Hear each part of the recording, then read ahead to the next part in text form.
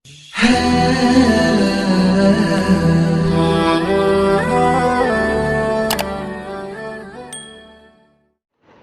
د الله کتاب دی، د دې په قدر کې ابو داود کې روایت دی نبی کریم علیه الصلاۃ والسلام د یهودیانو مدرسې ته لاړو،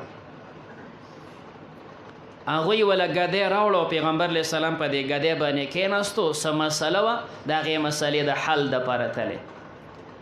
په دې ګدی کېناستو، ورته یې ورشه ستاسو تورات راوړئ، دا فیصله په تورات کوو. هغوی تورات شریف راوړو، سره د دې نه چې تورات کې دوی تحریف کړی دی، طریقه دا ده چې نه به تصدیق کې ځکه دی پکې دروغ خبرې نه ایستي دي، او نه به چې کوم دی تکذیب کې ځکه د الله کتاب به ورپکي.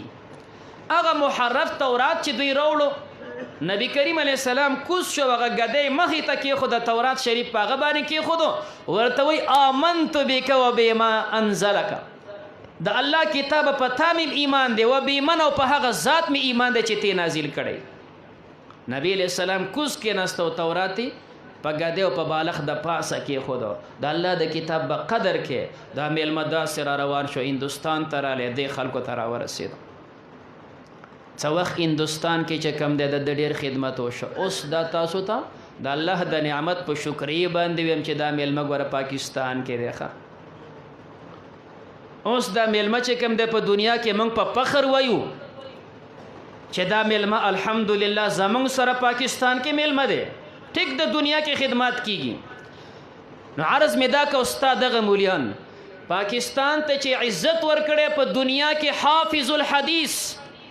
هغه د پاکستان باشنده د ملتان مولانا عبدالله درخواستی و، هغه د دیوبند بچی و چې پاکستان ته عزت ورکو چې تمامي دنیا کې حافظ الحدیث دی، هغه په پاکستان کې دی. مولانا عبدالله درخواستی رحمه الله د ملتان دی، دا عزت ستا دی مولا دی ملک ته ورکړی دی. بل به تاله داسې عزت در نه کي. تاسو کتی شئ دا ملک څونه خرچې کوي چې ډاکټران جوړو، څومره خرچې کوي چې په دې کې موږ انجینران جوړو. موږ د دې غونډو قدر کوو، ښه کار دی، دا خدمت دی، خو موږ یې داسې غواړو چې په ټاپ څنګه چې مولا اسلام له عزت ورکوي، مسلمان ته عزت ورکوي، دې ملک ته عزت ورکوي، زما ډاکټر او زما انجینیر دې داسې عزت ورکوي. زمون خو چې مریض شي، حالات سخت شي، یره چې پاکستان کې علاج نه کېږي او دا چین ته ولېږه، دلته علاج کمزورې دی او ته انډیا ته ولېږه، زما میډیکل ډاکټر څه شو؟ پکار ده چې زما مریض سخت شي، پاکستان ډاکټر اعلان وکړي، موږ دنیا ته اعلان کوو، انډیا دې ما ته مریض راولېږي، زه ولې لېږم؟ چین دې ما ته مریض راولېږي، زه ولې لېږم؟ نقشه جوړېږي، بجلیګر جوړېږي. نو پاکستان انجینیر راشي درګه کې زنګ پاور 3 جوړېدو که نه، 2 میاشتې چې کوم دی ناستو، یا لکه دلته تاسو خښ تګ دی که نه ږدوئ، نه چې ایکسټیمټ جوړوله، مجبوره شو ټیکه چینه ته لاړه. نو چینه والا رال، نن شپه خپل سامان کوز کو، سار لاړ چې کوم دی ډارې کې کار شروع کړو. ولی چې کوم دی بل ته محتاج په کار ده چې زما انجینیر هغه خپله نقشم جوړه کړي، بهر دنیا کې چې کوم دی لاس واچي او ملک ته پیدا راوړي، موږ بل راوغواړو. دا عزت دې ملک ته مولا ورکړی دی. که حافظ وی پاکستان کې چې کوم دی مولانا عبدالله صاحب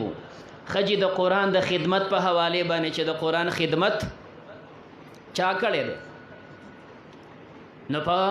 عربو کې رابطة العالم الاسلامي یو لوی عظیم دفتر دی، کې کله میټینګ کېږي د دنیا چې څومره اسلامي ملکونه دي، د هغې مذهبي مشران هغې ته راځي. زمونږ د پاکستان پکې تقي عثماني صاحب او بعضې نور علما هم دي.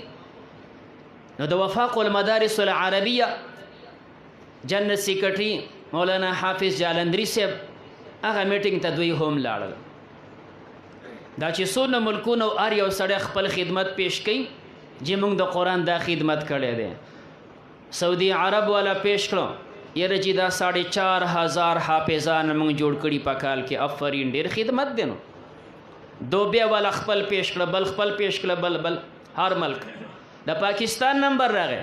حافظ جالندری سے خپل کاغذونه وړاندې کړه جی پاکستان کې چې زمون کم بورډ چلیږي د وفاق المدارس العربیه د علماء دیوبند سرپرستی لاندې سکال یې موږ سره چې په دې بورډ کې حافظانو امتحان ورکړی هغه کال باندې 75 حافظان دې ملک ته موږ صرف په یو بورډ ورکړي دي 75,000 حافظان او کم چې په نورو بورډونو کې دي کم چې امتحان نه ورکوي او ستن پاکستان چې کم دی دې ملک ته 1,00,000 حافظان ورکوي